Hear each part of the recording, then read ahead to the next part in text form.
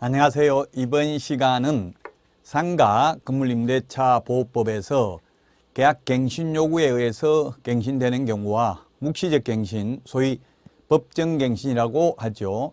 이 갱신 요구와 그 다음에 묵시적 갱신에 대해서 알아보도록 하겠습니다. 자, 먼저 계약 갱신 요구입니다. 임대인은 임차인이 임대차 기간 만료되기 6개월 전부터 1개월 전까지입니다. 주택의 경우에는 6개월 전부터 2개월 전까지인데 상가의 경우에는 계약기간 끝나기 6개월 전부터 1개월 전까지 사이에 계약갱신을 요구할 경우 정당한 사유 없이 거절하지 못합니다.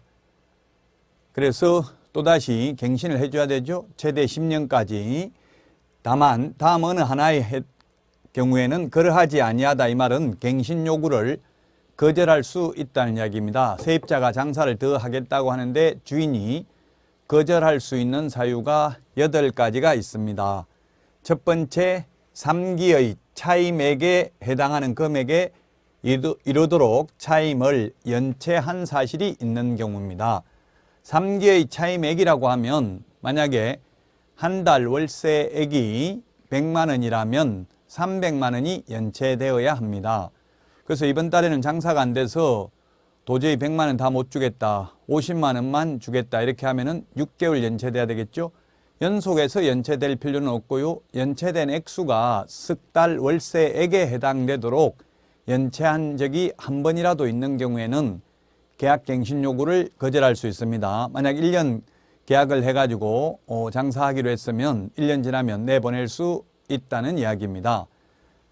자, 그래서 이게 가장 중요합니다. 갱신 거절 사유 3기의 차임액에 이르도록 차임을 연체한 사실이 있는 경우, 주택의 경우에는 2기의 차임액이죠. 근데 상가의 경우에는 3기의 차임액에 해당하는 금액에 이르도록 차임을 연체한 사실이 있는 경우에는 계약갱신 요구를 거절할 수 있습니다.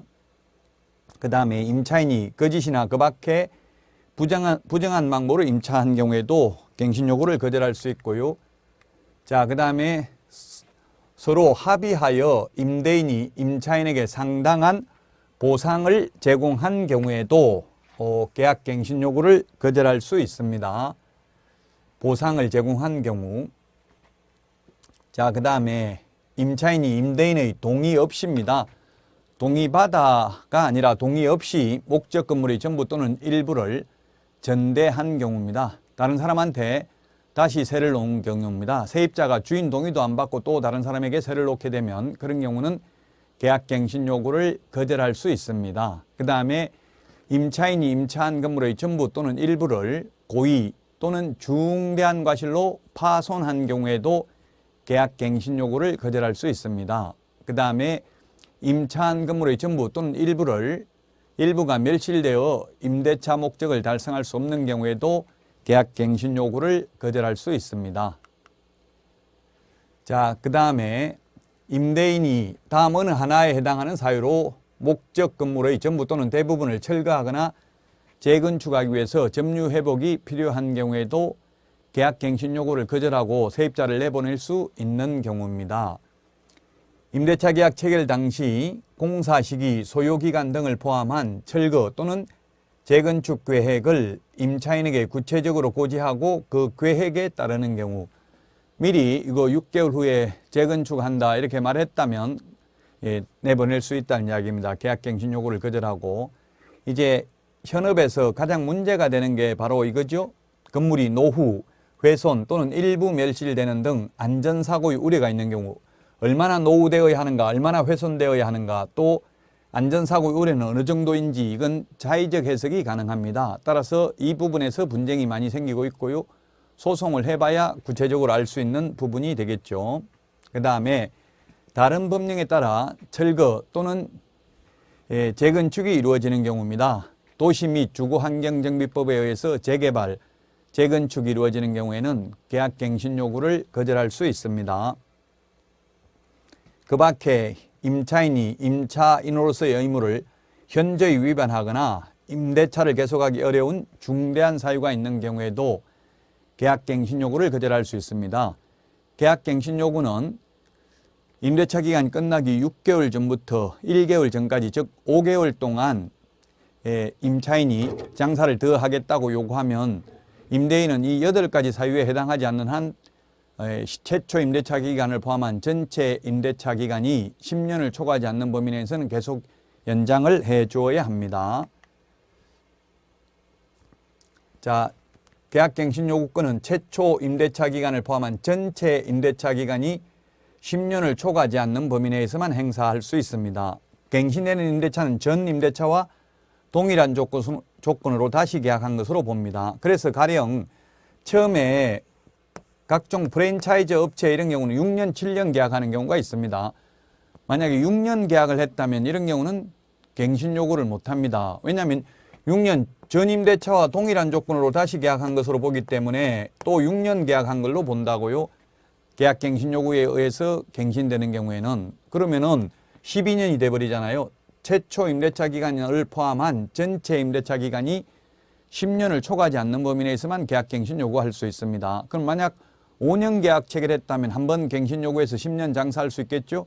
그러면 만약 4년 처음에 계약 체결했다면 한 번 계약갱신 요구해서 8년 가능하고요. 또 한 번은 불가능합니다. 8년에서 또 4년을 더 연장하면 12년이 되니까 최초 임대차 기간을 포함한 전체 임대차 기간이 10년을 초과하지 않는 범위 내에서입니다. 만약 1년 계약을 했다면 10년까지 가능하겠죠? 근데 3년 계약했다면 한 번 연장하면 6년, 한 번 더 연장하면 9년밖에 안 됩니다. 9년에서 또 3년을 연장해버리면 10년을 초과하니까 불가능합니다.